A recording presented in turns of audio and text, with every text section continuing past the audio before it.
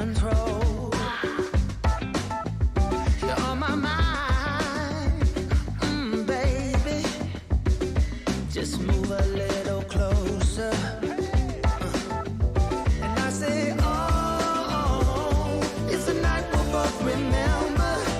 Oh, sweet surrender. Oh, we're moving close together. Wanna make your body mine through the night. Hot and sweet through the night.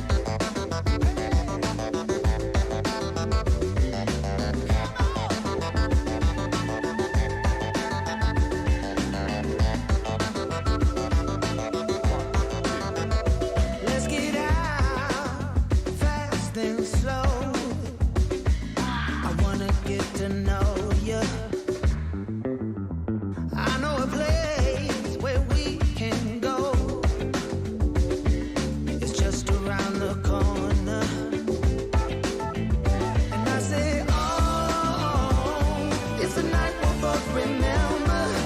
Oh, sweet surrender. Oh, we're moving close together. Wanna make your body mine. And I say, oh, it's a night we'll both remember.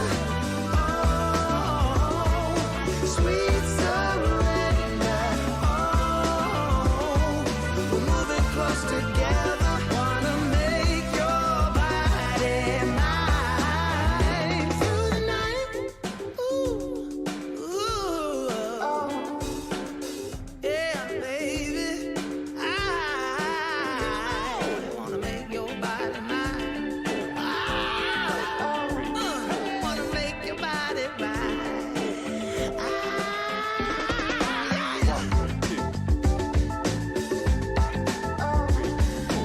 Make your body mine through the night.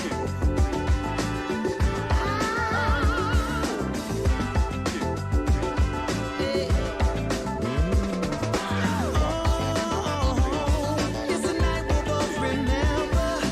Oh, hot and sweet. Oh, it's a night we'll both remember. Oh, hot and sweet. Oh, hot and sweet.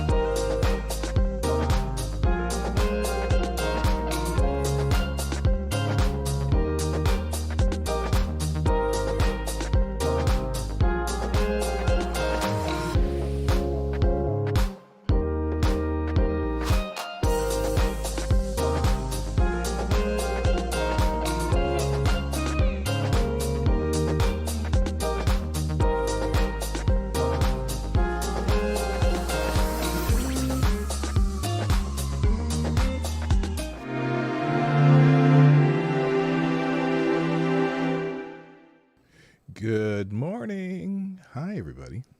Excuse me.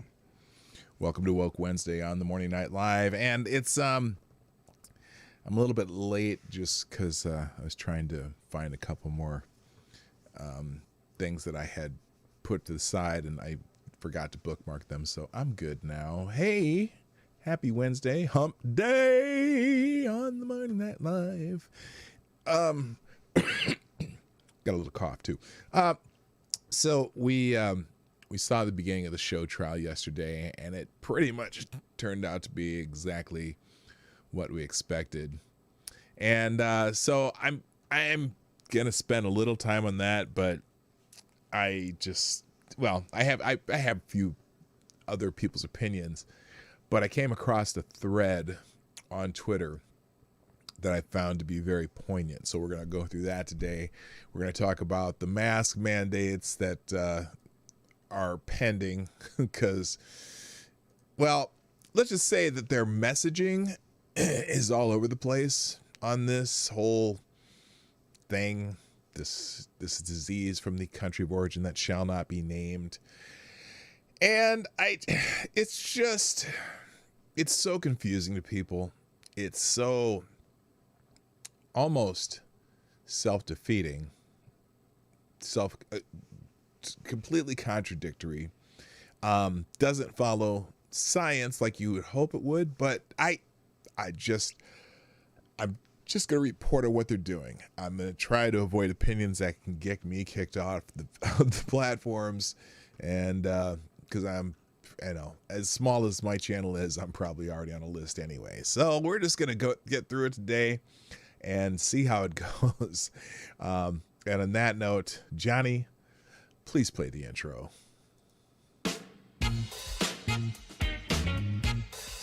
Ladies and gentlemen, coming to you live from the Lucky Dog studio in a hidden location somewhere in the upper Midwest of the United States of America, it's a brother making his own way, but with all the wrong opinions. Welcome to the Morning Night Live with your host, yours truly, PDawgKnight. All right, stop the music. Good morning, everybody. Welcome to the Morning Night Live. I'm your host, Marty, also known as PDawgKnight on the internet. And welcome back to the Dawg Knight Channel. It is Wednesday, hump day. And it's also Woke Wednesday, although I don't have a lot of stories on the Woke Wednesday stuff today like I try to do on Wednesdays.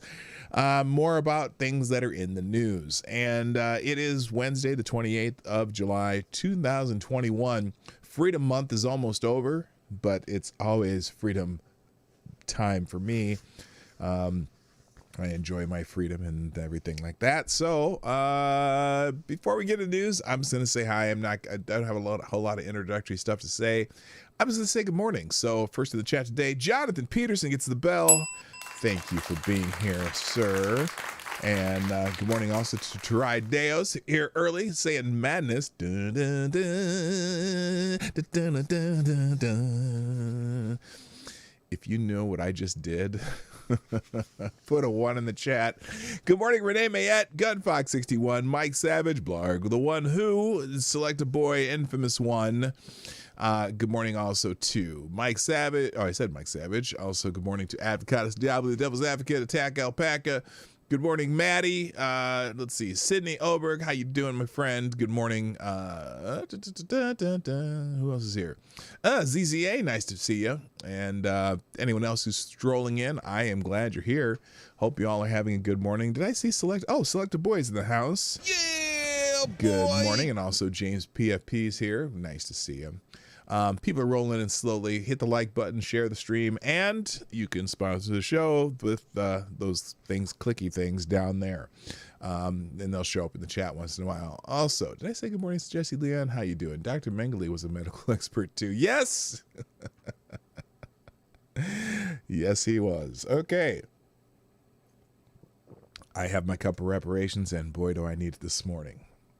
So, by the way, I have an appraiser coming to my house tomorrow, and I got to clean my house because it's kind of a mess. But anyway, Lady and Boomer and I will be spending time on that. So as we know, yesterday the Select Committee on the January 6th insurrection began the show trial of.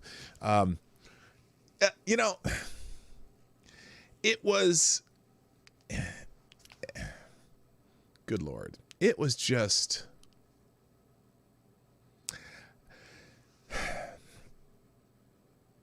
how do you describe this? It was, so these officers that they brought up, because they wanted the sob stories, and they got the 4 officers that probably spend the most time in the news. And look, the officers who were attacked that day deserve props for doing their best to fight off the mob. And but I gotta tell you, this whole thing is just it's with the FBI already investigating, you're going to have actual trials of people who were there, mostly trespassing charges. It is definitely political theater. It is not. They don't care. They're worried about democracy. No, they're not. No, they're not. They're worried about power. And if this can keep the people they don't like out of power and to keep people they like in power, they will have done their job. However, I don't think the vast majority of the American people care about this show trial.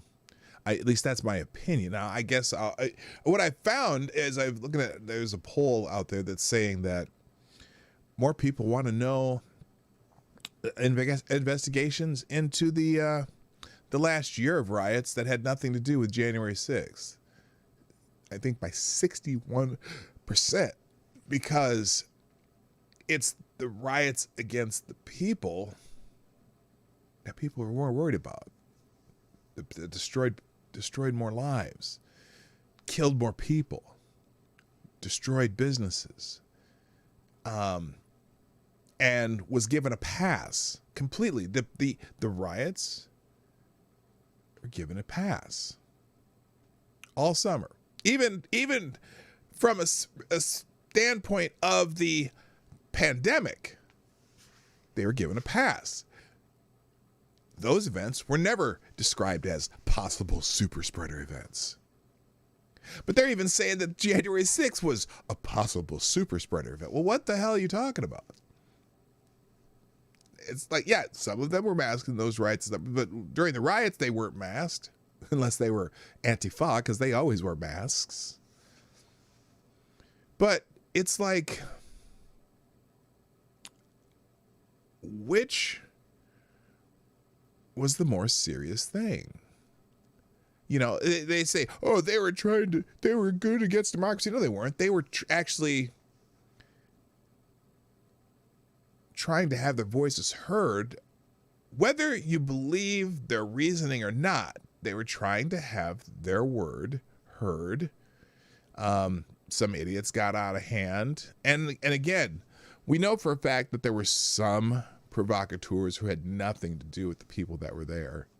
One of the lead guys, as far as breaking the windows into the Capitol building, was an absolutely confirmed provocateur from outside of anyone that would be there. He was an Antifa activist.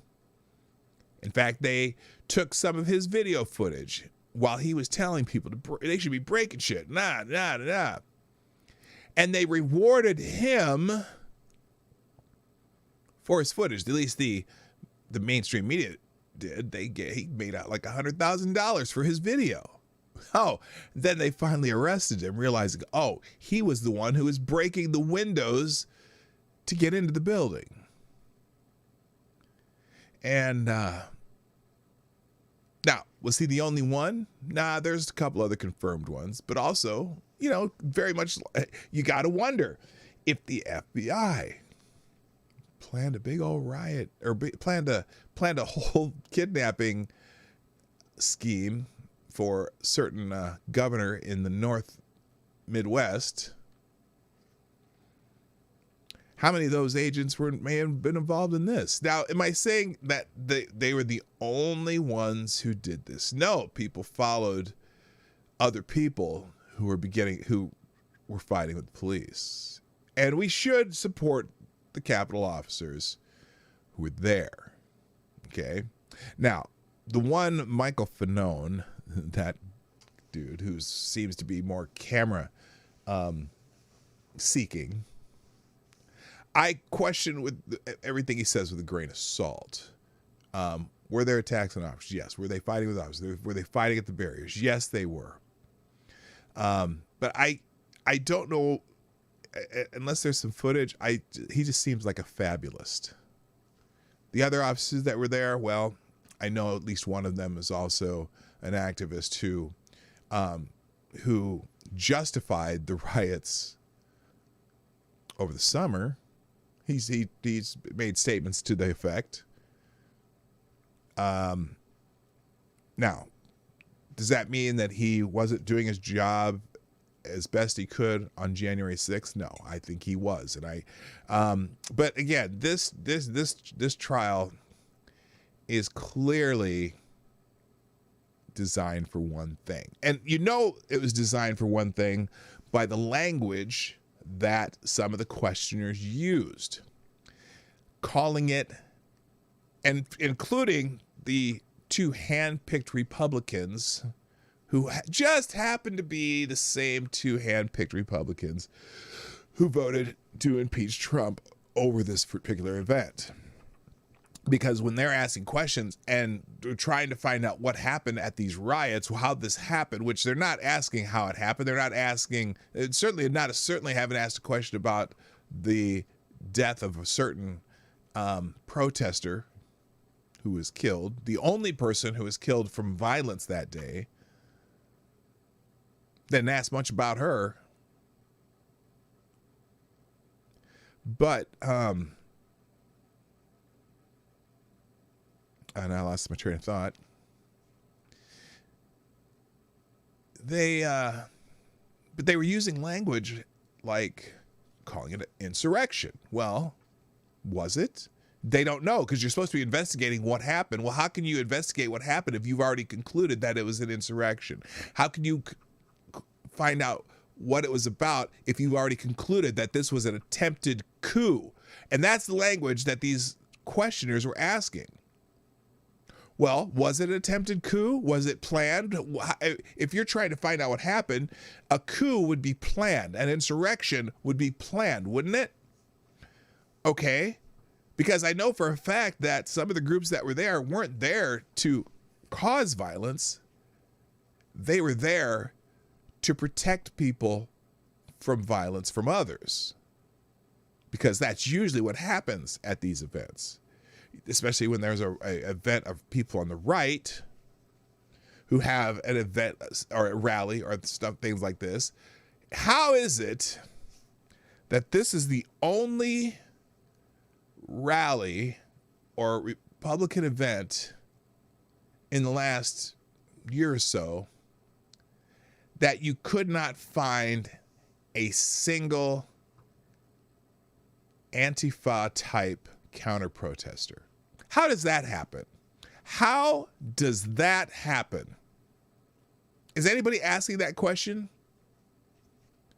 Every time. In fact, the day the show trial began, yesterday, there were 5 Republicans out in front of the Justice Department having an event where they were asking about the treatment of the people who have been charged. Most of these people have been charged with simple misdemeanors, trespassing, parading, and yet they've been in solitary confinement since their arrest over a year ago. 6 days a week, they're in solitary confinement. Why are these protesters who are being charged with simple misdemeanors being held without bail in solitary confinement for over a year? They're non-violent charges. Why is that? Now again, the 5 Republicans who decided to have this short little press conference are certainly a little more on the notorious side, but that shouldn't matter. And guess what? Guess who showed up? Counter protesters who, made a commotion and basically kind of tried to chase him out of their press conference. How is it that on January 6th, think about it, because they like to talk about like Charlottesville, right? Charlottesville had that whatever stupid something Unite the Right rally. There were thousands of counter protesters. This is Washington, D.C., a city that had fires burning in June during protests, and not a single counter protester showed up. How could that be? How could there not be? Because I know that's why the Oath Keepers and the Proud Boys were there. Or, you know, the ones that say they're the Proud Boys, whatever, were there. Also, how is it that Proud Boy leader and FBI informant Danny Tario what's his name? Something Tario. How is it that he was just conveniently swiped away in advance?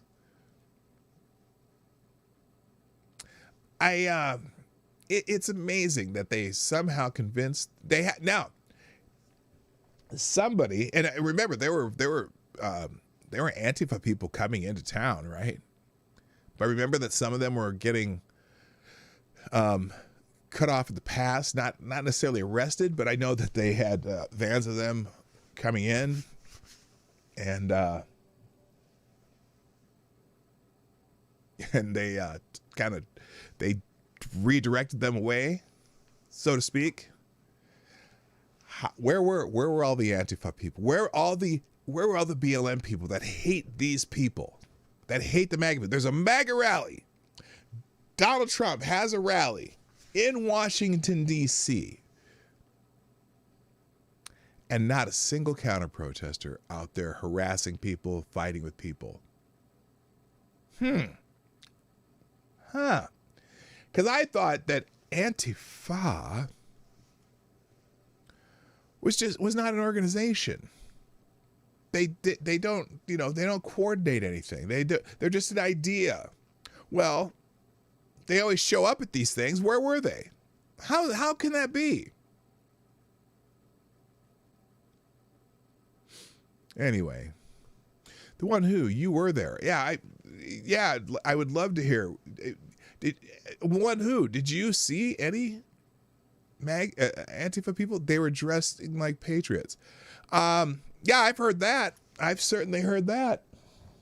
That they were told to come and you know, I know that there was some communications out there that said go dress like them, infiltrate them. Now, I can't say that everyone who's causing violence that day were those people, but we know for sure that the guy breaking the windows, the guy leading the charge of breaking the windows, was the same guy who sold his video for $100,000 to the news agencies. Amazingly. So this morning, as I'm prepping for the show, I found a very, very interesting thread on Twitter that I found to be very poignant. So we are going to watch. We're going to check that out. Before that, I'm going to say hi though to the one who again. Good morning, Useless Rebel. Who else showed up? Good morning, Infamous One, and Lord Stanhope. I think you were here already. I'm pretty sure. I think I got it. I think I got everybody so far. But just keep chatting. I'll figure it out. Make sure you hit the like button and share the stream. So this thread this morning that I read is Jonathan Hayward. Now, Jonathan Hayward is pretty good at this stuff. He's a good writer. He is actually, he's a writer for Breitbart. He's a conservative author and commentator. So I just want to go through this. I don't have a whole lot of commentary because it pretty much sums up how I feel about this whole thing. Let me get this on the screen correctly here real quick. There we go. So this is Jonathan Hayward. The January 6th rioters, and I pulled it from Threadreader because here's the thread. I got both of them up. They'll be in the links down below after the show, or in the single link that will have every story that I read and go through or touch on. And a few that I don't touch on will be in the link down below.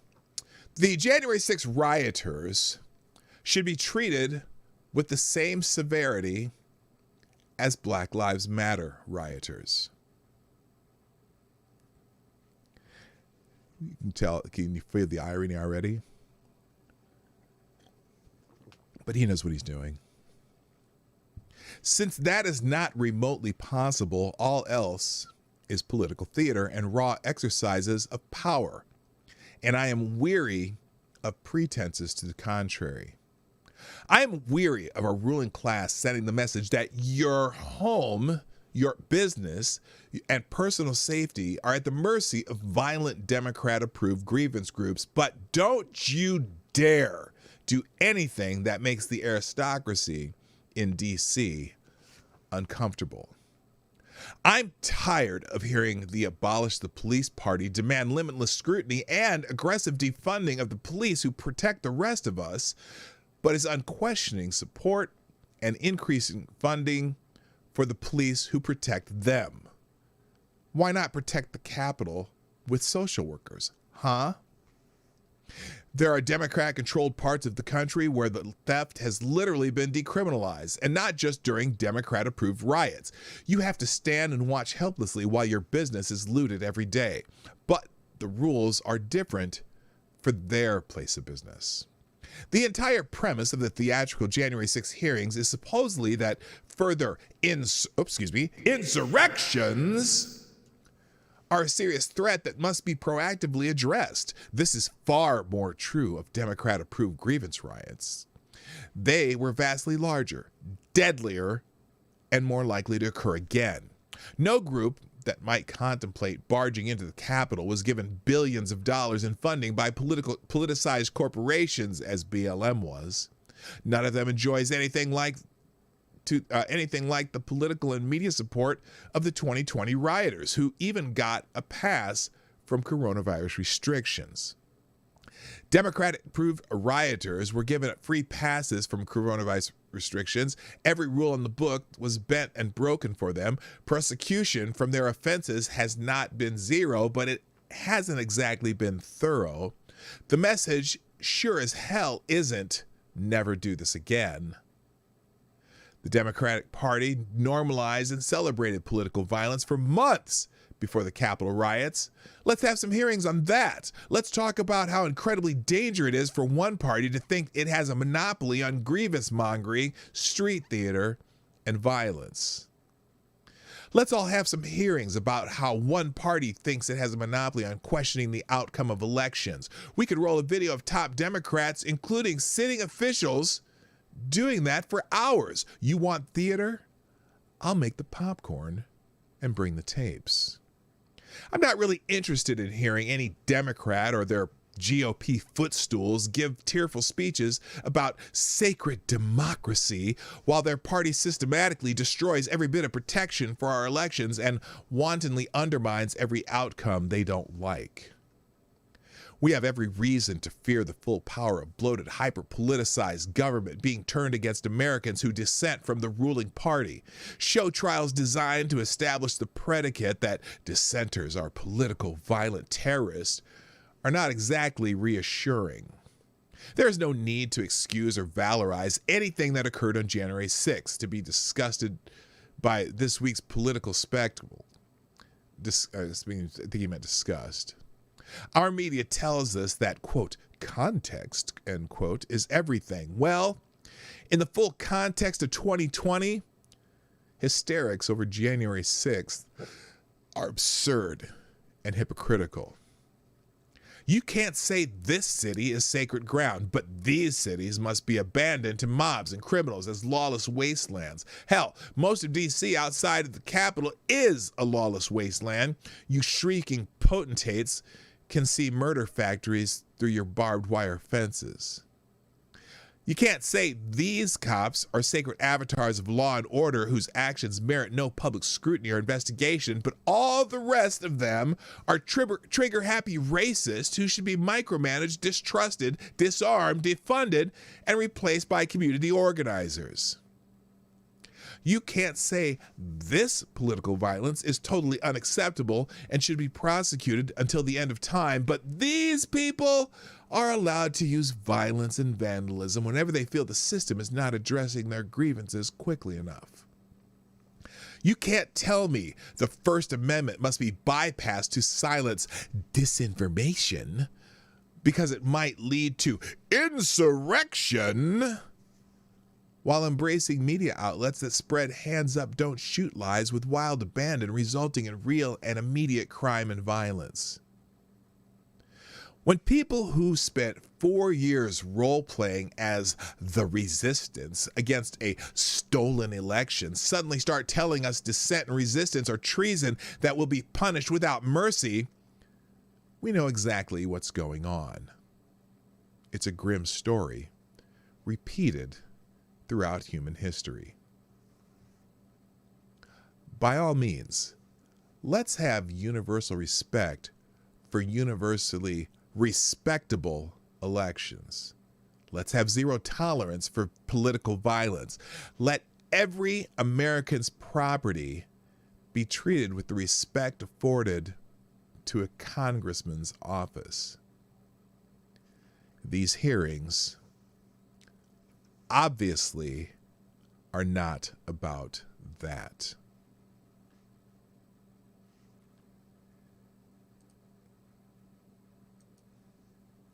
Any questions? Yeah, I'll leave that one up. I may even do a separate video for that one because everything in that video, or excuse me, everything in that Twitter thread, I concur with. Let's see here. I'm gonna go back. I'm gonna go back to the one whose comments here. I had two staying in my hotel bragging. Oh, the Antifa people. Okay. Some were changing clothes on site. Yeah, I heard about that too. I know other people said that. 1.7 million people at the Ellipse to hear the president speak. Then hundreds of thousands march there in glee. Then 100 get onto the building's property. A couple dozen go in. A dozen violent. Well, it was more than a dozen, but still. I see what you're saying. A dozen more violent. The people fighting at the barricades too.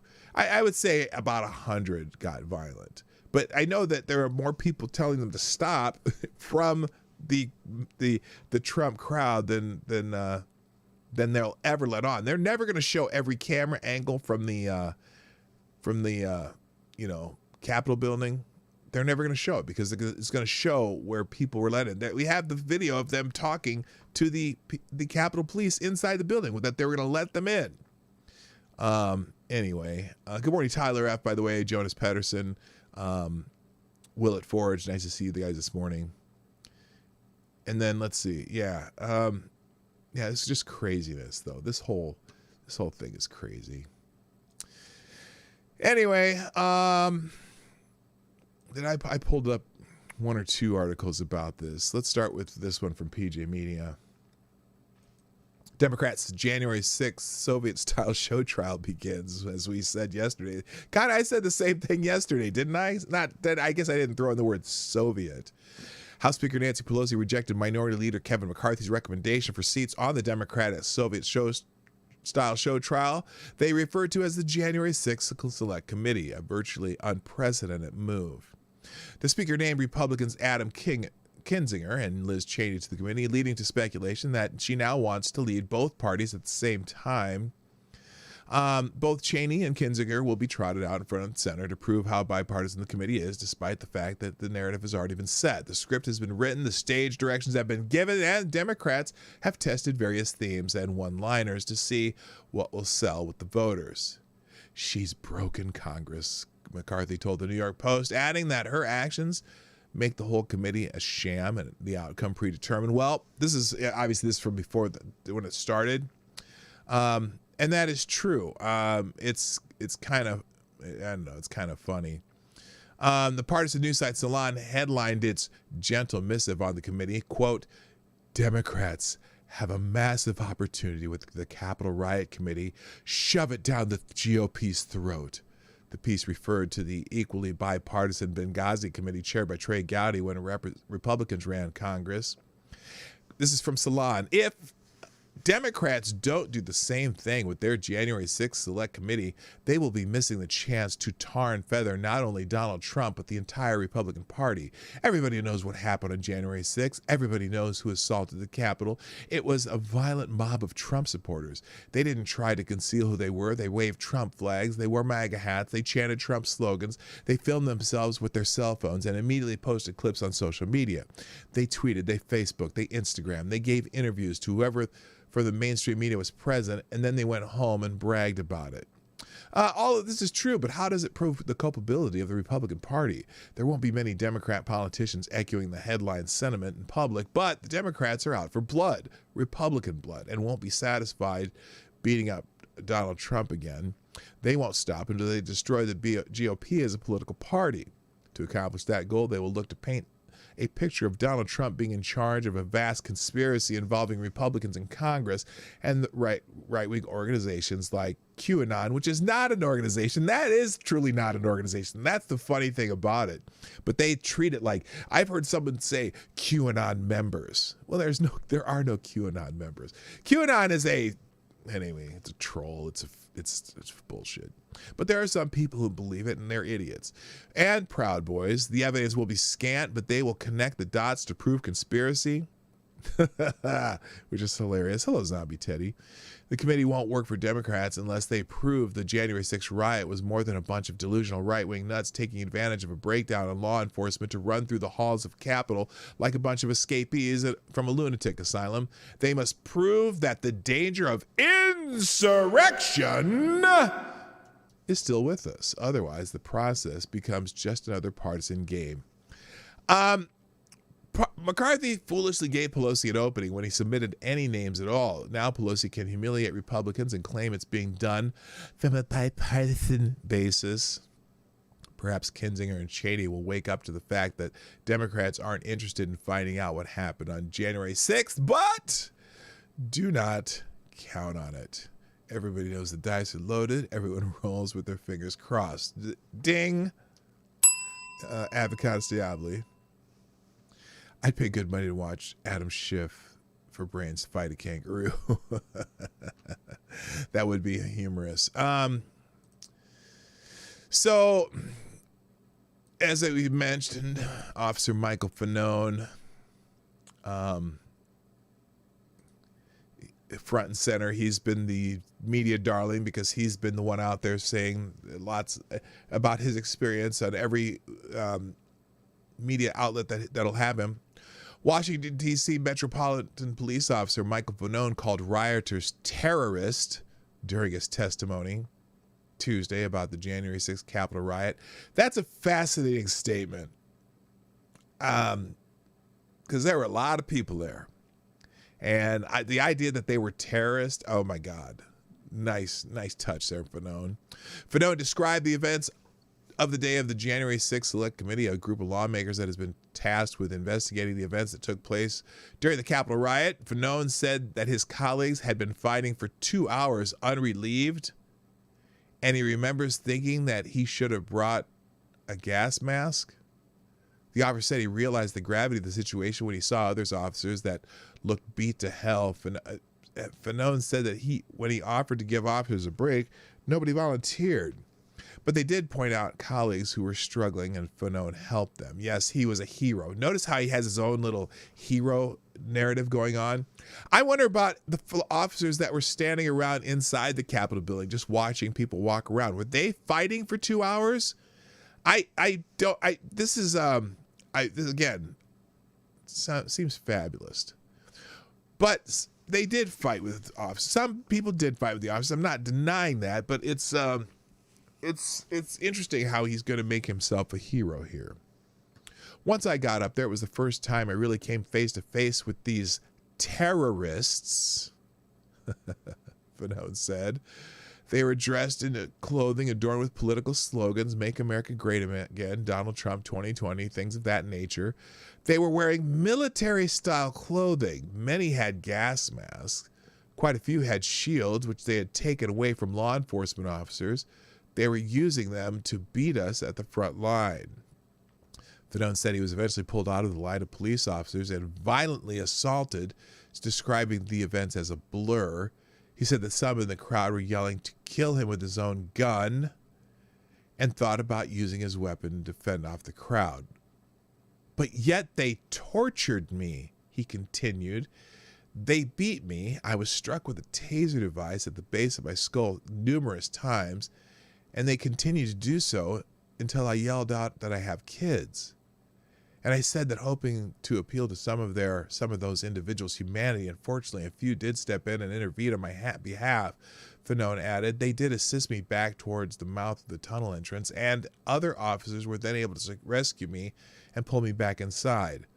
But at that point, I was unconscious, and based off the body-worn camera footage, it's believed that I was unconscious for approximately 4 minutes. Yeah, interesting. Interesting account. Good morning, Zombie Teddy. Oh, I said Zombie Teddy. Good morning, Straight Sith Mail. Nice to see you. Interesting. They tortured me. I'll just go through the articles as they come up now. Now, this is that other part, though. Crazed far-left activists attack members of Congress. Group of far-left activists attacked a press conference outside the Department of Justice today as congressional Democrats sat in a secure committee room less than half a mile away complaining about political violence on January 6th.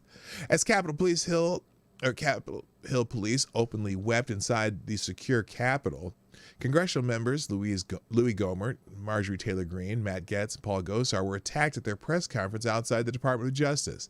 They were not assisted by D.C. nor Capitol Police, leaving just their staff and interns to provide protection against craved leftists. The members of Congress were attempting to draw attention to the failure of Biden's Department of Justice to ensure fair treatment and speedy trials for those still in prison following the January 6th riot at the Capitol. Despite their unlawful actions, the conservatives, members of Congress, were set to defend their rights against cruel and unusual punishment. I'm sorry.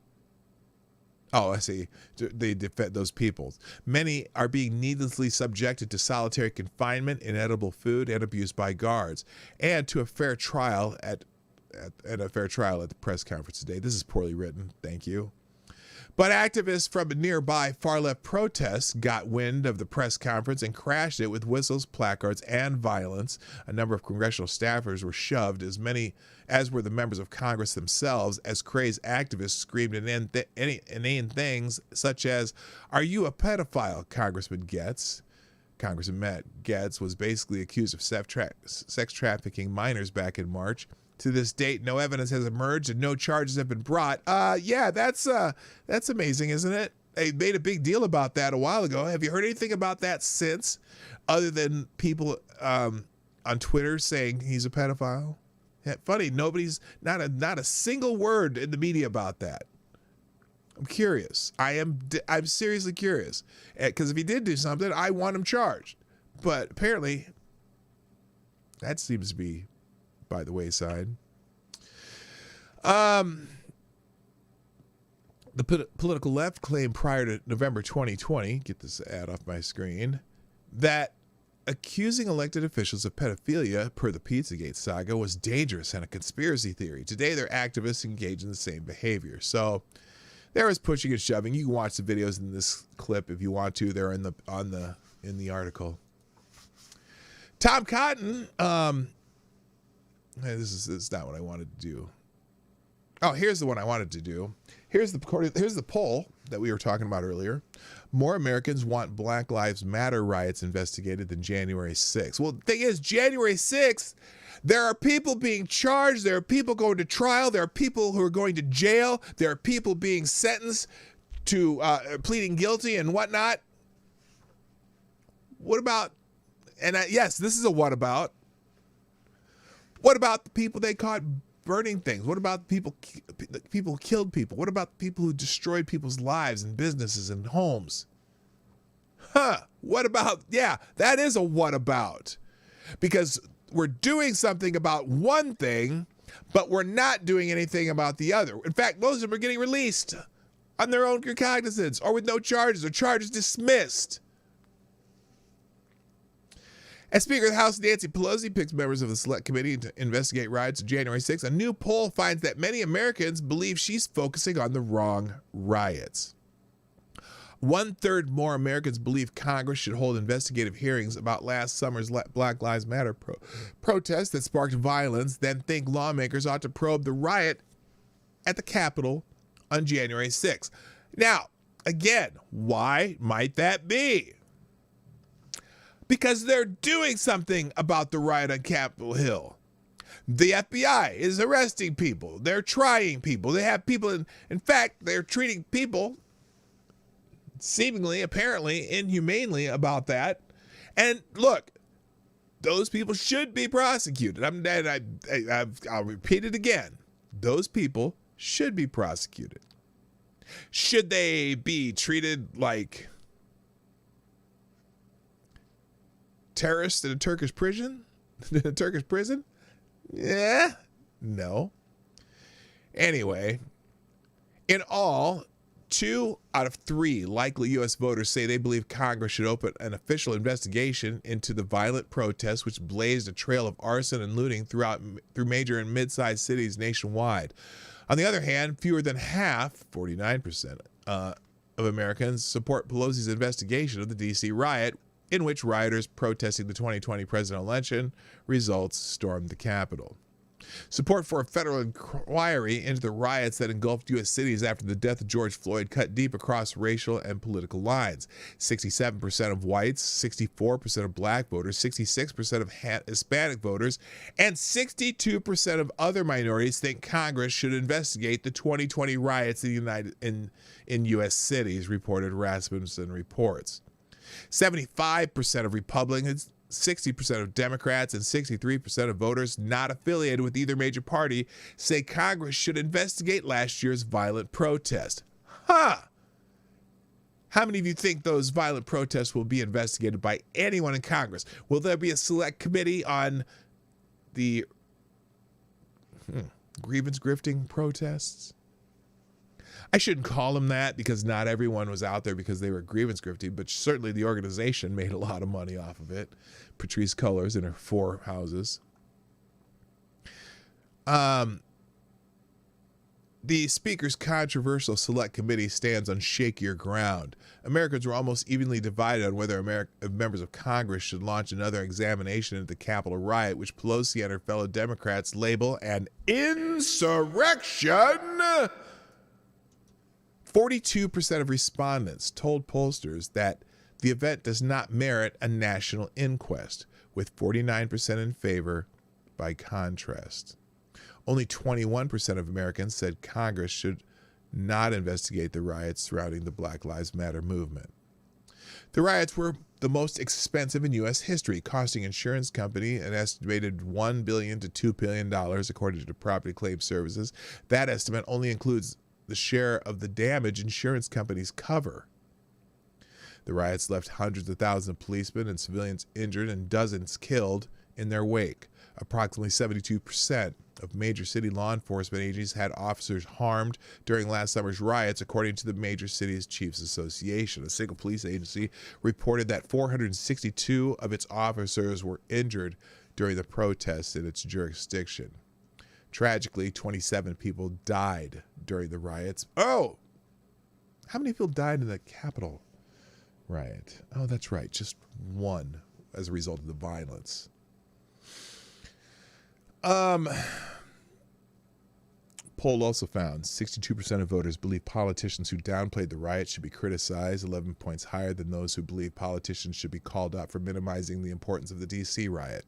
63% believe looters and rioters who broke the law last summer should be charged and criminally prosecuted. 65% say President Joe Biden and Vice President Kamala Harris should meet with the family of former St. Louis Police Captain David Dorn, who was slain by rioters. 68% believe failing to prosecute quality of life crimes like shoplifting make criminals more likely to reoffend. And 76% of likely voters say young people ought to be taught to obey police officers' lawful commands instead of resisting or fleeing arrest. And then 55% found that, of likely voters believe that anti-police rhetoric make police officers' jobs more dangerous.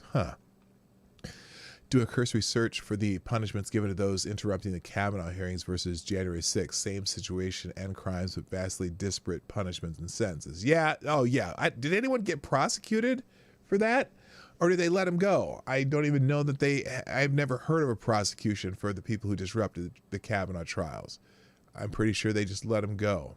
All right, let's keep going here. Now this is something completely different. Tom Cotton shreds Coca-Cola in explosive hearing for refusing to condemn communist China. Do they have a video of this? I want to here. Let's just show this.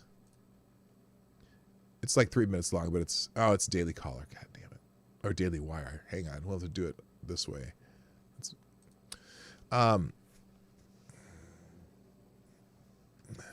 many people did the insurrectionists kill? Oh, that's right. The cops killed them. Yeah, you know, and the other thing in this trial, this show trial, who was it? Someone, it might have been Kinsey or what? They kept saying that one of the cops said this, that 7 people died as a result of January 6th. Not violence of January 6th. Now they're claiming that the 2 officers that committed suicide afterward was because of this. They don't have no evidence of that. The one officer, Sicknick, who died of multiple strokes a day later. Now, one physician said it could be a possibility of the stress, but I don't know that you'd have a stroke come on strictly because of that event. I don't know. And then some medical events, people died, and then the one who was killed from violence at the January 6th riot was Ashley Babbitt, who was shot by one of the officers when she attempted to breach or climb through a window, unarmed. Oh, we don't unarmed people. I thought we were supposed to not, killing unarmed people. That was not necessary. So here's Tom Cotton just giving Coca-Cola the business for sponsoring the Beijing Olympics. Here we go. So your company said at the time that we will continue to stand up for what is right in Georgia and across the United States. So we to take from your that statement at the time that Coca-Cola will not stand up for what is right outside the United States, because that's what it sounds like this morning in this testimony. No, Senator, we stand up for what is right across the world. We apply the same human rights principles in the United States that we do across the world. Do they? Do you believe that the Chinese Communist Party is committing genocide against the Uyghur people? We're aware of the reports of the State Department on this issue, as well as other departments of the U.S. government. We respect those reports. They continue to inform our program, as do reports from civil society. This is what I'm talking about. Under questioning from Senator Merkley and Representative McGovern and Representative Chris Smith, every single one of you refused to say a single word, by all appearances, that will cost you 1 bit of market share inside of mainland China. Mr. Lawley, for instance, you were asked if Coca-Cola would call for the IOC to delay the Chinese Olympics, to give a chance for them to be rebid or for China to stop its genocide against its own people. And you said that Coca-Cola, quote, I think this is your exact words, quote, doesn't have a say, end quote. So can you tell me why Coca-Cola doesn't have a say in whether it sponsors the genocide Olympics next year, but it does have a say in how the state of Georgia runs its election laws? Senator, what I stated was that we do not have a say in the selection of the host city, nor on whether an Olympics is postponed or relocated. Or whether you sponsor it? So you don't, but you could just make a statement. Your CEO could saddle up the same moral high horse that he got on when Georgia passed its election law and write a letter to the IOC and ask them to. Anybody can do that. As I stated, if he's an American citizen, that's his rights under our Constitution. As I stated, we are most engaged on policy issues here at home. Oh, we are clear in our respect for human rights globally. Can you explain to me why James Quincy will not denounce a democratically elected legislature's laws, but he will not simply say that the IOC should consider rebidding its Olympics or that Coca-Cola should consider sponsoring the Genocide Olympics? What's the difference there? Our role as a sponsor is to support and follow the athletes. So you're sponsoring the Genocide Olympics. You are spending millions of dollars to sponsor the Genocide Olympics, yet you will not opine on any matter about it, yet you will stick your nose in the Georgia legislature's election reform laws. Can you explain to me the contrast? First, let me say that we do not make decisions on these host locations. We support and follow the athletes wherever they compete. Yeah, no, I've heard your talking points, and I'm tired of hearing them, Mr. Lawley. I'm asking you a simple question. Why is it that Coca-Cola will opine on Georgia's election laws, but not on the Genocide Olympics? As I stated, Georgia is our home. It's where many of our employees live and work. And how many are being... We are most engaged. Okay. He's not going to answer the question. I guess I need to go back into Georgia's voting laws and try to figure out exactly what it is they think is going to cause people not to be able to vote in Georgia, because actually Georgia expanded their, from what they were before the pandemic, they expanded their hours, they expanded their number of days you can vote in advance, they expanded ways to vote by mail, but they didn't allow it to be a free-for-all like it was in this last election, when the laws were changed kind of arbitrarily by non-legislative body. And so the idea that they are restricting or doing the new Jim Crow is quite ridiculous. But Coca-Cola decided to follow the media's line of thought and saying, "Oh yeah, they're trying to disenfranchise minorities," which in actuality, again, the voting laws that they've enacted in Georgia are much less restrictive than they are in New York State, which is one of the ones they've been comparing it to. And so it's kind of funny. But anyway, let's see what the list these on public policy issues here in the U.S. I think the answer is you're afraid of the Chinese Communist Party. You're afraid of what they will do to your company if you say a single word, like, for instance, saying that both the Biden and the Trump administration are correct when they say that China is committing a genocide against its own. All right, so Tom Cotton got to make that young man squirm, or that old guy, or whatever you want to call him. He's probably younger than me and very much richer than I, but is what it is. Real quick, I want to thank a few people, because I see some people did share the stream this morning. Thank you, Troom, also known as TOS, and Tyler F., Willett Forge, Dr. Keev, or Keeverdam, for tweeting out the show this morning. I greatly appreciate your support, as always. That's fantastic. All right, let's... All right, so we got him. Now, speaking of... now, here's another thing. Now, there's a Democrat who seems to be out of favor with some of the other Democrats, and there was people arrested occupying her office. Jesse Jackson and 38 others were arrested for refusing to leave Senator Kristen Sinema's office. Reverend Jesse Jackson and 30 others were arrested Monday for refusing to leave Arizona Democratic Senator Kirsten Sinema's office in Phoenix, Arizona. Jackson and Reverend William Barber, prominent civil rights leaders, urged activists to fight for voting rights and end the filibuster, according to The Independent. Again, I'm just warning you, Democrats, you end the filibuster, you're going to get what you're going to get in 2 years. I'm just saying. I think Sinema and who's the guy from West Virginia? Anyway, they're saving your buttocks, if you ask me. Anyway, hundreds of activists marched an entire mile to Sinema's office, chanting, "End the filibuster now." They just want pure power. That's all they care about. They said removing the filibuster would allow Democratic senators to pass voting rights laws and raise the federal minimum wage, the outlet reported. Okay, raise the minimum wage. Why? I swear, as I walk around and see all these businesses desperate to hire people, I don't see anybody out there advertising, "Well, come on in, we'll give you a job at minimum wage." As I look at signs, I'm seeing fast food restaurants offering $10, $12, $13, $14, $15, $18, $19 an hour, depending on where you live. Hell, during our trip down the West Coast, we were in San Francisco, In-N-Out Burger on Fishman Wharf, looking for people to work, was paying $19 an hour to work in fast food. Hey, T-Ball. Yeah, Governor Manchin, thank you. Around here, they're $13 an hour to start at fast food restaurants.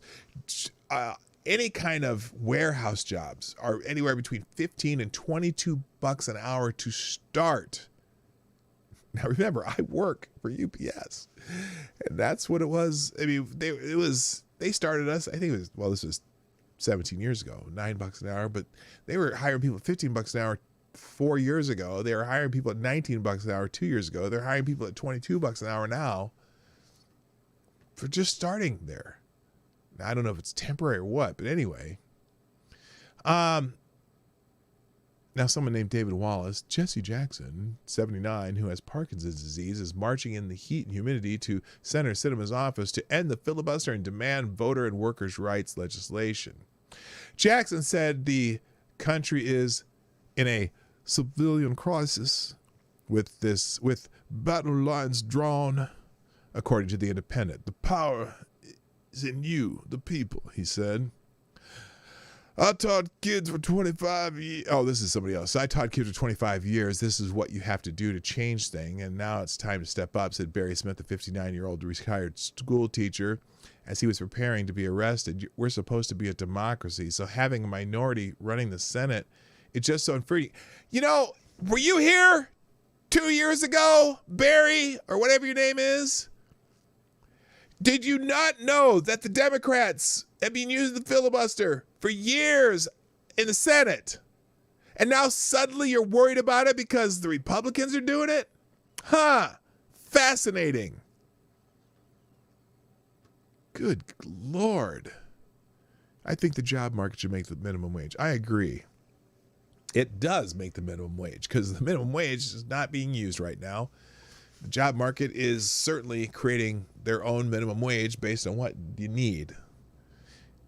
Anyway, congressional Democrats have been working to pass voting rights legislation, which has been impeded by the filibuster. Sinema and other moderate Democrats have spoken out against making changes to the filibuster. She says it fosters bipartisan cooperation and longer-lasting compromises. Yeah. And it doesn't change laws just based on who has a 50.00001% majority. I personally don't think any law should be changed without a 60% majority, or maybe a 60. Go back to the old filibuster, 67%. The filibuster compels moderation and helps protect the country from wild swings between opposing policy updates. Exactly. Anyway. How are we doing here? 10 o'clock, good. Speaking of arrests, arrest warrants have been issued in Texas for a Democrat who fled to D.C. Texas Speaker of the House of Representatives issued a warrant for the arrest of a Democratic member who fled to Washington, D.C. to avoid a special session. The San Antonio area Democrat traveled to the nation's capital with fellow legislators to break a quorum and prevent the House from voting on legislation involving election reform. Speaker of the House Dade Phelan, a Republican from Beaumont, signed a civil arrest warrant Monday for State Representative Philip Cortez, Democrat from San Antonio, for his failure to return to the House of Representatives, the Texas Tribune reported. Cortez abandoned his fellow Democrats late last week when he unexpectedly returned to Texas. Cortez claimed he returned to Austin to attempt to engage in a good faith dialogue on the matter of House Bill 3, the election reform law bill. After receiving harsh criticism from fellow Democrats for returning to Austin without consulting them, Cortez returned to Washington, D.C. The San Antonio Democrat currently serves as chairman of the House Urban Affairs Committee. Speaker Phelan issued a statement saying that, in part, that Cortez had irrevocably broken my trust and the trust of the chamber. The speaker added that Cortez represented to me and his fellow members that he wanted to work on policy and find solutions to bring his colleagues back to Texas. As a condition of being granted permission to temporarily leave the House floor, Representative Cortez promised his House colleagues that he would return, Phelan said. Instead, he fled the state. Cortez sidestepped the speaker's comments and the issue of the arrest warrant in his own statement on Monday. He said he owes a duty to my constituents to do everything I can to stop this harmful legislation. Well, I want to know exactly what he thinks harmful about it. Maybe we'll spend a day just on some of the voting rights laws that people are up in arms about. I got a feeling that none of these laws, if applied equally, would cause anyone to not be able to vote. I'm just saying. I'm curious what they think is so bad. Anyway, let's see. So, I know there's been a whole lot in the news about critical race theory, and there's a lot of, I've noticed that in some of these school board elections that have been going on, that a lot of the anti-critical race theories candidates have been winning. Well, this pushback on critical race theory from the unwoke is giving Democrats nightmares. Moderate and some progressive Democrats have begun to push back on the extraordinary excesses of critical race theory, to the point that the teaching of CRT, even in big cities, may be on the way out. San Francisco is a good example. The wokest of woke cities, San Francisco, is seeing a revolt by parents who don't like seeing their children divided along racial lines and don't support sacrificing excellence in the name of equity and diversity. Well, good for them. Jeez. Citizens in San Francisco are attempting the unprecedented recall of 3 members of the school board who have come under fire for some of the most radical policies in America. This is from the Wall Street Journal. What has the board done to make itself so unpopular? Consider what it didn't do. San Francisco was one of the last public school systems to reopen.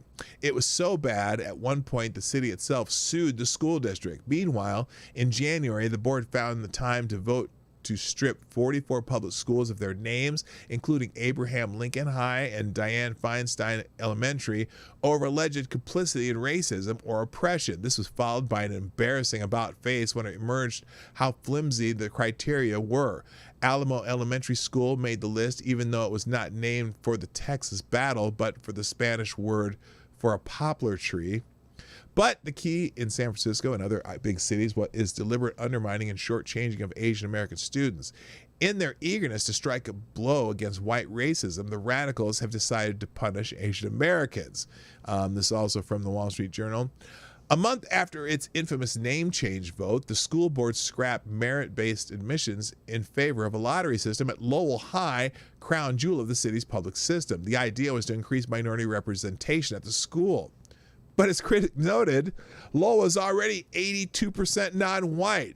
It's just that progressive math excludes Asian Americans. Apparently, it never occurs to the woke that the regular use of diversity to penalize Asian American children for their hard work and achievement might itself be a form of systemic racism. Ha! Now that is systemic racism. So the denial of equal rights of educational opportunity for Asian American children by those claiming progressive values is particularly tragic in light of recent pandemic of violence against Asian Americans. Lee Chang, a co-founder and director of the Asian American Legal Foundation, told the Journal, "The street thugs and the educrats in San Francisco share many characteristics and prejudices. Both are racist. Some are just better dressed." Oh my. Oh my. In the heartland, parents have been pushing back on CRT and have successfully passed laws or introduced bills in nearly 24 states. Not all of those are red states. And the tide may indeed be turning when moderate suburbanites, once reliable voting bloc for Republicans before tilting heavily towards Democrats in 2018 and 2020, put their foot down to tell woke Democrats to fuck off. Oh, it doesn't say that. I'm sorry. I added that myself. They told Democrats no further. I firmly believe that if the majority of Californians and Americans knew about this, about the content of this type of curriculum, this would not be happening. We would not be having this conversation. Eileen Kaplan, a Democrat suburbanite, told Politico, but Democrats aren't listening. Jen Psaki says, "I don't think that we would think that educating youth and the next and future leaders on the country on systemic racism is indoctrination." Oh, is that what they're teaching? Oh, anyway, Kaplan, who has launched an email list, set up meetings with state legislators, and recruited people to meet with their school boards to discuss ethnic studies, as representative of Democrat-leaning or politically moderate suburbanites interviewed by Politico in 6 states, all but one of which were won by Biden. They are up in arms over their school system's new equity initiatives, which they argue are costly and divisive, encourage students to group themselves by race, and take proactivist stances. Proponents of the initiatives say they are there are a long overdue step towards getting rid of systemic racism in the school system. Well, if you want to end racism by creating more racism, I guess that might be true. And then, quote, "That's another right-wing conspiracy. This is totally made up by Donald Trump and Republican candidate for governor Glenn Youngkin and Virginia gubernatorial candidate Terry McAuliffe said in June. But those Democrats appear to be underestimating parents' anger in places where critical race theory is top of mind. Objectives to new equity plans are not the sole province of conservatives, but extend to many moderate independent voters, according to Politico. Interviews with school board members, political operatives, and activists in Democratic and left-leaning communities, including Northern Virginia suburbs of Washington, D.C., Palm Beach County, Florida, New York's Westchester County, Maricopa County, covering Phoenix, and suburban Detroit. Parents who are showing up to school board meetings have helped launch a spate of recall elections, say they are angry about a host of issues, including what they see as a myopic focus on diversity at school boards, ongoing frustration over a year of closed schools, and school lesson plans that they say are becoming too progressive too fast. While those complaints have often been branded in the media as anti-critical race theory, the causes of the anger are varied and are being ignored, parents say. So anyway, to make a long story short, even though I read the whole thing, is that parents are saying this is bullshit, and they're coming and saying it out loud, and they're telling people to F the hell off. So good for parents. And, oh, by the way, I don't know if I ever went through this, and I don't know, and I'm not 100% sure if it's real. So I'm doing this with a grain of salt, but there was a letter. When you want to understand what equity is, okay, here's a letter that showed up in, I believe, in Dallas suburbs. It's kind of comical. And again, not 100% this is true, but this is from Dallas Justice Now, apparently, is an organization in Dallas suburbs. And they're going out to, and now again, I'm not 100% sure if this is a hoax or not, but it seems, I don't know. Well, first of all, let's do this. Let me go back here, because it's let's see, dallasjustice.org. Let's see if we can find dallasjustice.org. dallasjustice.org. Okay, so they have ready to take action, sign the college pledge now. Read the blog. They have a blog. It looks, so this is the website that they're talking about here. Dallas Justice Now. If there's no struggle, every attempt to provide educational opportunities for BIPOC has historically been met with resistance from those who refuse to part with their privilege. Bullshit. Bullshit. We are constantly trying to provide educational opportunities for Black and Indigenous people of color. This is what BIPOC stands for. Constantly. And the problem is they've been failing at it. And is it the school's fault? Is it the teacher's fault? Is it the community's fault? Is it the parents' fault?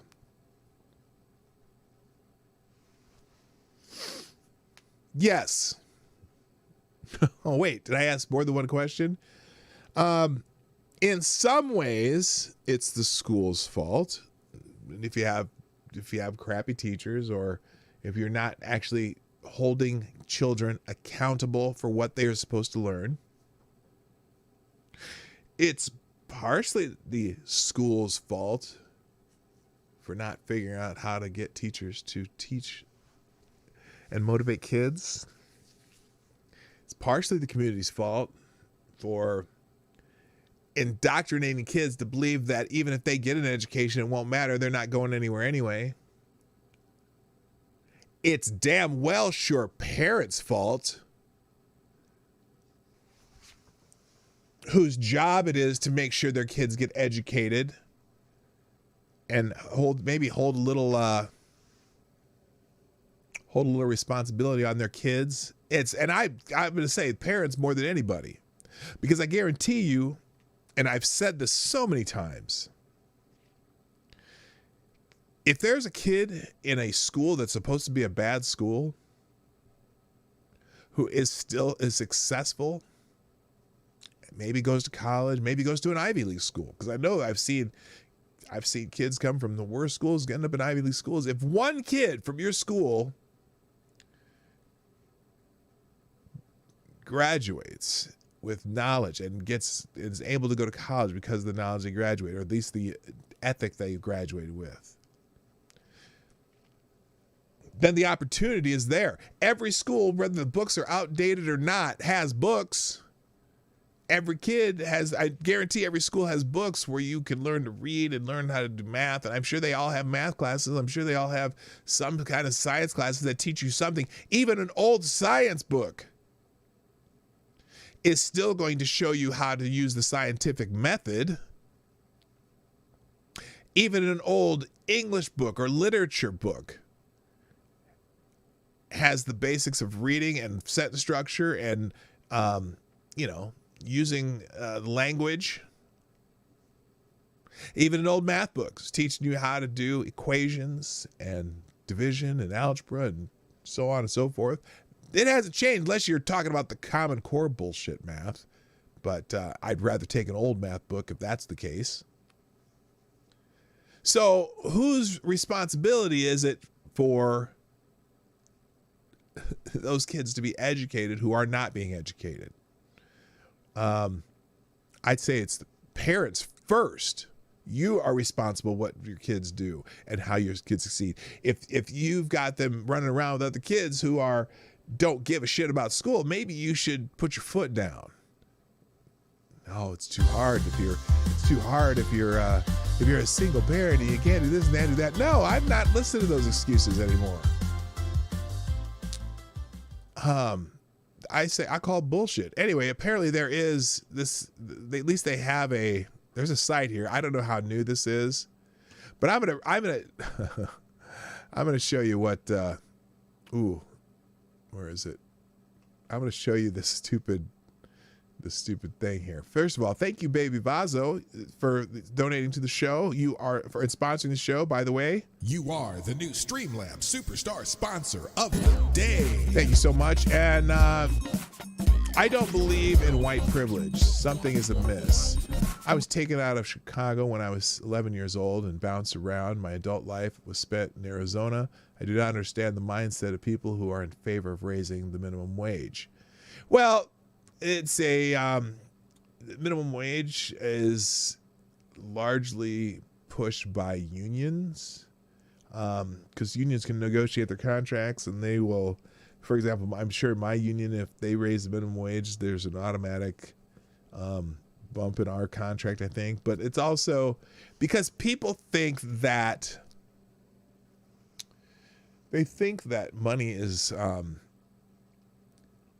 that they're actually helping people by saying, well, if we make this minimum wage higher, we're actually going to help people. It's not going to cause any other actions. Look, the minimum wage is what people will work for and what people will sell their labor for. And people work for minimum wage for different reasons. If there are anyone I don't know anyone who works for minimum wage. Even the kid next door who works at the Culver's down the road, he's not working for minimum wage. In fact, he's making more than I started at UPS, flipping burgers. Not even flipping burgers. He's just at the counter taking orders on a computer where he just punches in the thing. He's not making minimum wage to do that. And that is a skillless job other than being able to talk to people. Now that's a skill, I guess. So I'm not sure. Thank you so much. And also thank you again for another donation, another deuce. I appreciate that. Who says, again, Baby Vaso, I sympathize with people's poor education. The last grade I attended was third till I got my GED at age 24. I was watching my mother raise 5 boys, working 2 full-time jobs, which begs the question, can poor education be blamed at all? Well, here's the thing. That's a situation, and look, but you went back, you got your GED at age 24. Were there ways that the government can help you when you were that age? Yeah. Can you blame the schools for poor education? In some ways you can, because like I said, there's a whole bunch of people involved. There are the teachers, the schools, the community, and parents. And all of them have a role in making sure kids get educated. And in fact, I forgot one group that's even more important. The kid themselves. Okay. So all of them are involved. I just feel like parents are probably the most important, because no matter how bad your school is, as a parent, it's your responsibility to make sure your kids get educated. As far as the individuals, now you went back and got your GD at age 24, okay? Which I commend you for doing that, and I'm sure your life's better for it. Did any of your other brothers end up getting their education? I'm curious. Did you end up having to raise them? Did you make sure that they got their education? You know, it could be parents, it could be an older brother or sister, whoever's raising kids. In order for them to be successful in life, they've got to be able to know something. If it's, I don't even care if it's math or science. If not math or science, a skill or a work ethic. I mean, all of that's learned through being in school. I really get mad too. I look back at, like, for example, when I grew up in Omaha Public Schools, we had a school called Technical High School, where they had an auto shop, they had woodworking, they had metal shop, they had all these different technical skills too, that a lot of kids would go to that school because they wanted to be in those kinds of trades. And they closed that high school when I was closed my senior year. That was in 1982. And I don't know if they necessarily replaced that in any of the other schools. I mean, so obviously some of the schools had places where they had shop class, you know, where you do some basic woodworking stuff. But in the end, it is the parents and the individuals whose responsibility to get educated. All right, let me go back to this thing, because this is hilarious. And let's see, I wonder if I can bookmark this. Let's do this. Here's what we'll do. I'll do this. And, okay, here it is. This is so funny. And I'm not going to get to my other articles today, even though I have a bunch. So just check out the link today when you get a chance to see what's going on. Here is this... But here's what they're heading on the Dallas. This is This is kind of an example. When they say equity, this is what they mean, and it's crazy. So this is. Thank you, Baby Vazo, for another 223. I appreciate that. Throwing another bullet in the jar. While my education was very poor, it was watching my mother busting her bum nonstop that taught me, in order to get what you want to survive, you must sacrifice, which turned us all into hard workers. Also, yes, she made us go to college. I went for pharmacy. Well, good for you, man. And yeah, you know what? And out of curiosity, you don't have to put a super chat. But if are you the oldest? Did you have to help raise the rest of your brothers? And if you did, then I commend you for showing that you all turned into hard workers. At least she was an example. She was out working 2 jobs to make sure that you guys had a good life, and you learned something from her. So that's part of your education too. And it's just, and that's maybe what I'm talking about when I say, it's a parent's responsibility to at least get you somewhere learning something, learning how to live life, or but also as far as being able to get your educate yourself so you can live in the world. You know what I mean? Second youngest. Oh, you're the youngest. Oh, your brothers raised us while she lived at work. Oh, that's even so. Well, good on your elder brothers, who at least helped you keep up with the idea that you had to work hard and you couldn't just slough off in life, even though you weren't in school. So good for you, man. So here's this thing going around in Dallas, and then I'm going to call it a day. Where they're handing out this in wealthy Dallas suburbs, apparently Democrat homes. Now, I don't know for the fact that this is real, but they do have a website, which I'll leave open at the end here. This is the website. Apparently this website's fairly new, so I'm not sure if it. Again, but this is funny because this is, even if this is not real, this kind of explains to you when they say equity. This is what they mean. Dear Bianca Colgan or whatever, we are writing you because we understand you are white and live within the Highland Park Independent School District and thus benefit from enormous privilege taken at the expense of communities of color. Now, this is the whole theory. This is the whole critical race theory that you have this, whether it's actually critical race theory or it's just the intersectional, grievances. This is the whole thing they're pushing, is that because you're white, you benefit from enormous privilege that you take at the expense of other people. Okay, so whether you, and it continues, you live in the whitest and wealthiest neighborhood in Dallas. Whether you know it or not, you earned or inherited your money through oppressing people of color. Now, and whether or not this is real, that is the theory. Okay, anyone who is wealthy, or you earned it, or you got it, you inherited it.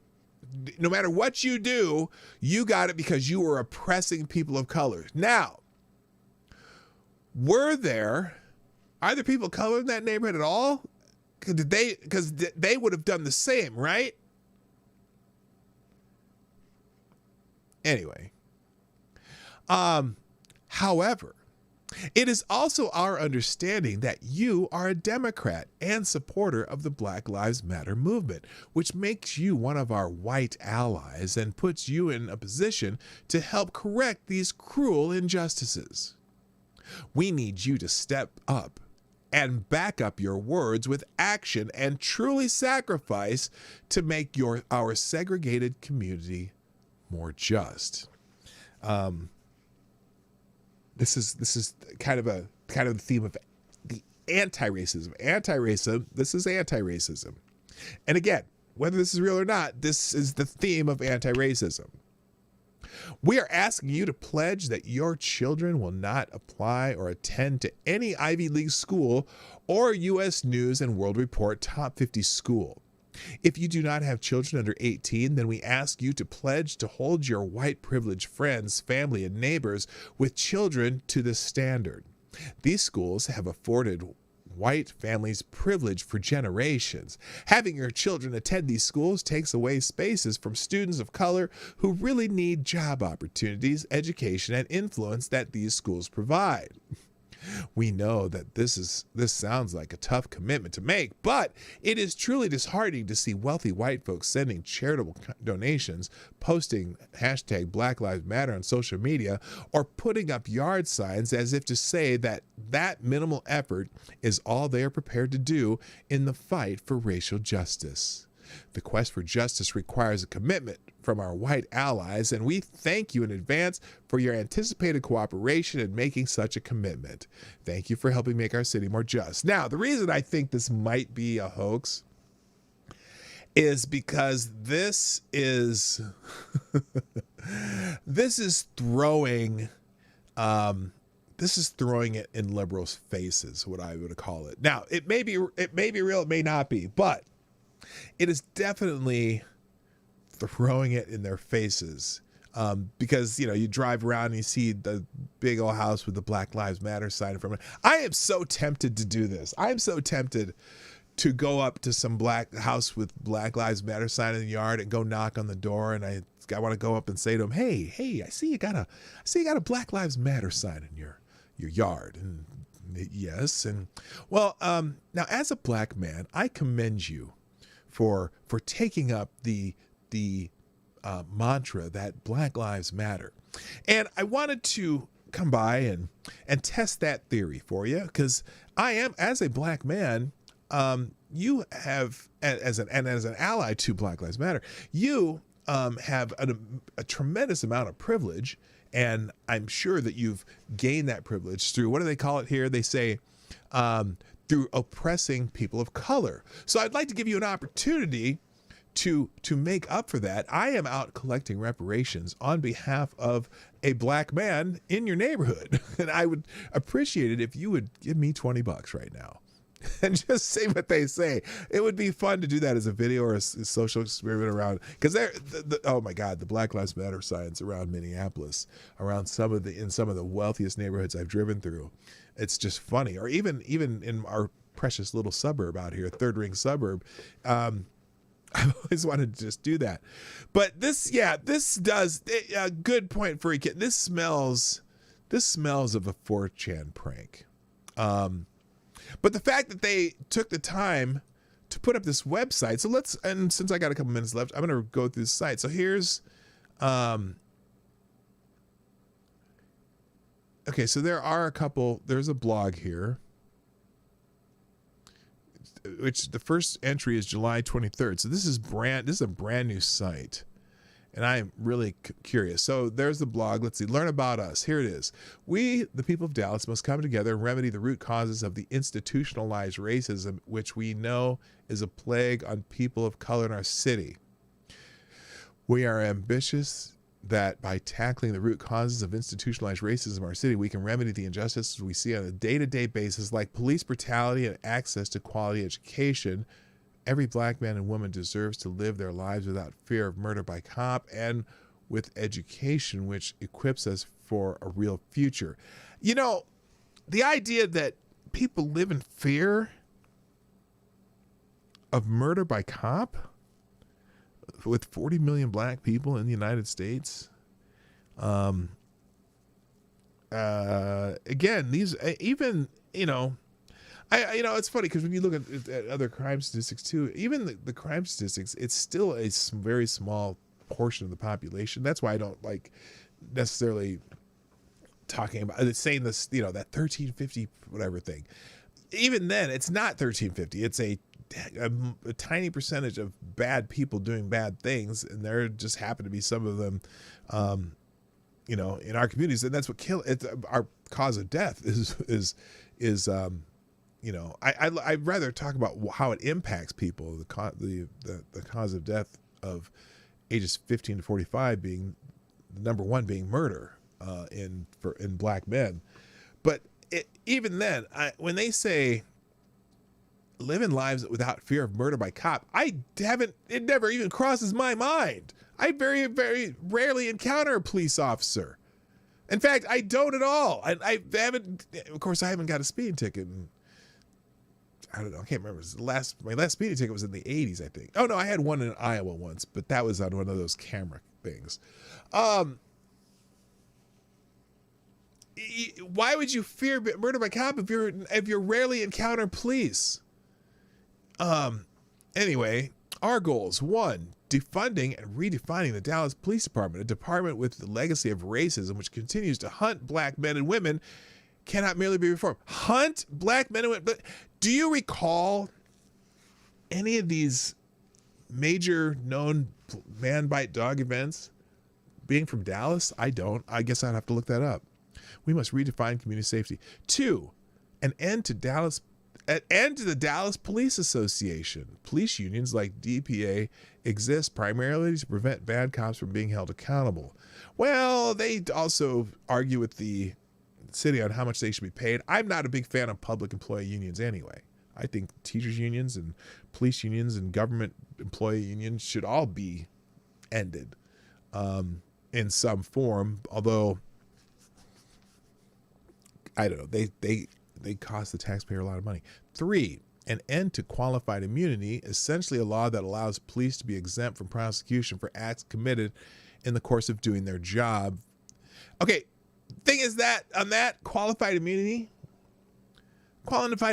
doesn't exempt you from breaking the law, though. If you break the law, your qualified immunity does not exist anymore. ending qualified immunity for Dallas police officers who turn off their body cameras or otherwise refuse to follow department policy. Many times companies simply turn off a switch and then can act with impunity and hide behind qualified immunity. 4, end of us versus them law enforcement. Police officers continue to treat communities of color as a battlefield and continue to dehumanize people of color. Look, if the community is a community where it is a battlefield, where people are being murdered, that's why the police are there. Police allocation of resources are based on where the crime are or crime is. Okay? So if there are more murders, for example, and more property crimes in a community of color, that's where the resources are directed. It's and discriminatory policing. Well, the way to do that is to perhaps create a culture within your community that doesn't have as much crime. Find a way to do that, and your policing will probably be more equitable. I don't know what that means. And finally, end a discriminating separate but equal public. It's discriminatory separate but equal public education system. Dallas Independent School District is failing children of color. Why are white children in the suburbs given a better education than children of color in Dallas? Why are racist school board members denying children of color access to school choice? Notice, this is one that's probably not popular with Democrats.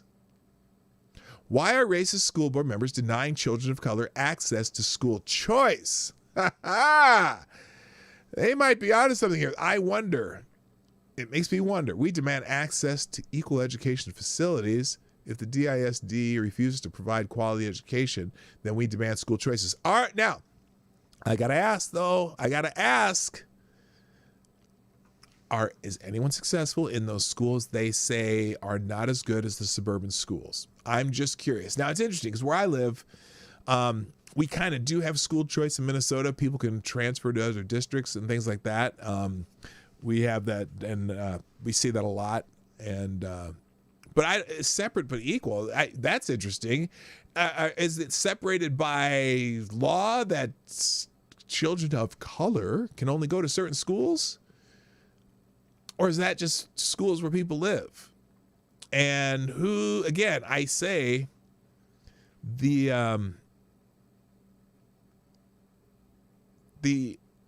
responsibility for education is not just the schools. It's not you just send them there and all of a sudden they come home educated. Okay? Parents, teachers, school system, community, and the student themselves. Okay? And if you don't encourage people the fact that they have opportunities, if they do even decently in school, all you got to do to live a decent life in this country is to find some way to finish high school or get educated in something. You don't even have to finish school. You can, if you don't finish school, at least find yourself a skill and find a place where you can work in a job that you can do something that's of value to other people. But in general, finish high school and don't have children prior to marriage. And vast majority of you will end up in the middle class, which is, vast majority end up in the middle class. If they graduate high school, have kids, wait till after marriage to have kids. That increases your chances of life success financially. And when I say financial success, I mean being able to take care of yourself and your family exponentially. Pretty simple. I was just curious, though, is this Dallas Justice Now for real? I can't tell by that. But it looks like it's for real. Then it's take the pledge. Here's the pledge to our white allies. Here's the open letter to wealthy white liberals of HPISD from DJN. Talk is not enough. Commit yourself towards taking action, making sacrifices to correct centuries of injustice. Open up spaces for Black and Latinx communities by refusing to send your kids to Ivy League and U.S. News. So that's the anti-racist part. So you should give up something so someone else can have it, rather than encouraging them to find out, to get to there themselves. You should just give it up. That's just so weird. That is so weird. Oh, this is written. Oh my gosh. You know what? Dallas Justice Now might be white people. Listen to this. Dallas Justice Now College Pledge. Oh, this is what they're asking white people to do. As a white person with privilege, both from my whiteness and my neighborhood, I recognize the need to make sacrifices for the purpose of correcting hundreds of years of murder, slavery, discrimination, and lack of educational and economic opportunities perpetuated upon people of color. I understand that access to top schools is a key component in economic and social advancement. Therefore, I commit that my children will not apply to or attend any Ivy League school or U.S. News and World Report top 50 schools, so that a position at the school is available for people of color. They're not going to hold it for someone, any specific race, although they're trying to. I know that Harvard's trying to get rid of the whites and Asians to get more Black and other people of color, but still. This is funny. Anyway, enough of that, and that's enough of me. Ladies and gentlemen, the other articles are going to be in the link down below. I'm not going to be able to. I'm not going to even give you the titles today because I'm already running behind. But anyway, I hope that you all have a wonderful day. That was definitely a Woke Wednesday piece, though, wasn't it? Thank you for our major sponsor today, Baby Vazo. You are awesome. Thank you so much. And I appreciate all of you who have shared the stream out, joined the chat. And if you put comments in the comment section, I do appreciate that also. Thanks for everyone who participates on the show and comes back quite often. And you are fantastic people. I love you and hope you have a fantastic day. But it is that time for me to say goodbye, do the ear pull thing without singing the song. And that's it. My name is PDawgKnight, and I'm out of here. Bye-bye. Hey, this is PDawgKnight, and thank you for watching today on the PDawgKnight channel. If you have an observation or remark you'd like to make about this video or my channel, I absolutely welcome you to write it in the comment section down below. I really look forward to hearing from you. And before you go, if you like what you saw but you're not already subscribed, please make sure you hit the subscribe button and definitely click that bell that pops up afterwards so you'll be notified when I post new videos or when we go live. I broadcast my live show, The Morning Night Live, Monday through Friday at 10 o'clock Eastern, 9 o'clock Central. A special thank you to all the supporters of this channel who share our videos on social media and who make donations through Streamlabs, YouTube, Venmo, and Cashapp, which are all linked in the description down below. Thanks again, and until next time, I'm PDawgKnight, and I'm out of here.